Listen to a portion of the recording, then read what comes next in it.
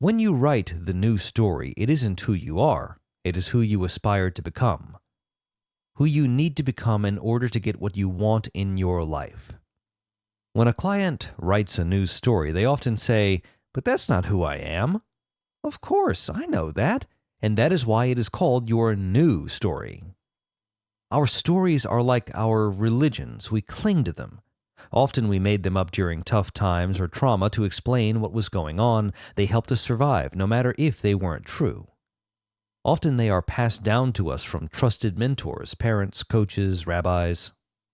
The people who passed these stories down were, perhaps, well-intentioned, but somehow, maybe in the way we interpreted the messages, the stories did not work. Maybe the stories themselves were misinterpretations of the way we were. As we moved forward in our lives, they tended to grip us with iron fists. There will be moments you might lose faith. You start to doubt. That's normal. I've been there many times. At the beginning, almost every time I tried to change, the questions and doubts popped up. That voice is your old story talking, the one that wants you to stay the same.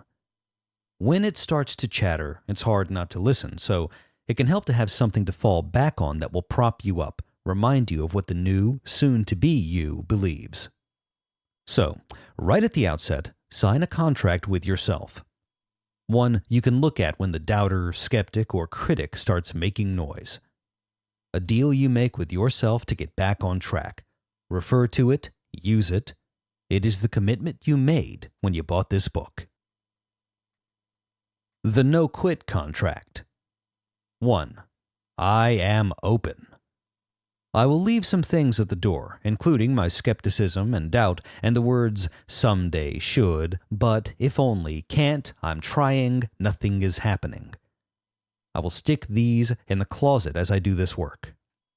If I want to, I can go back at the end of the book and pick these up, but while in the world of the book, they will stay on the sidelines.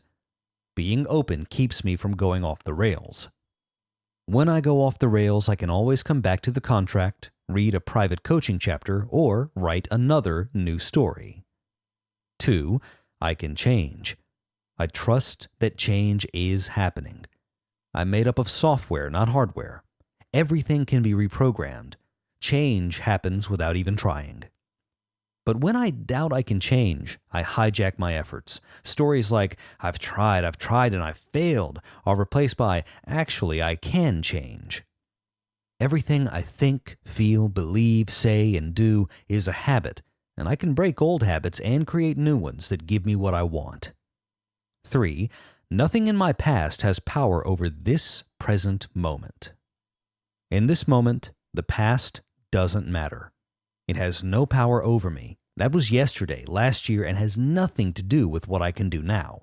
Right now, in this very moment, I can think, say, feel, believe anything I want to. This moment can be what I want it to be right now. I get to define how long that is, a second, an hour, a day, or the rest of my life. 4. I am all in. Faith is taking the first step without seeing the whole staircase, Martin Luther King Jr. tells us. I will operate on blind faith. What do I have to lose? Sign it, date it. So when things get tough, when the old voice of doubt starts to chatter and you start to think about bailing out, reread your contract. It is the voice of where you are going.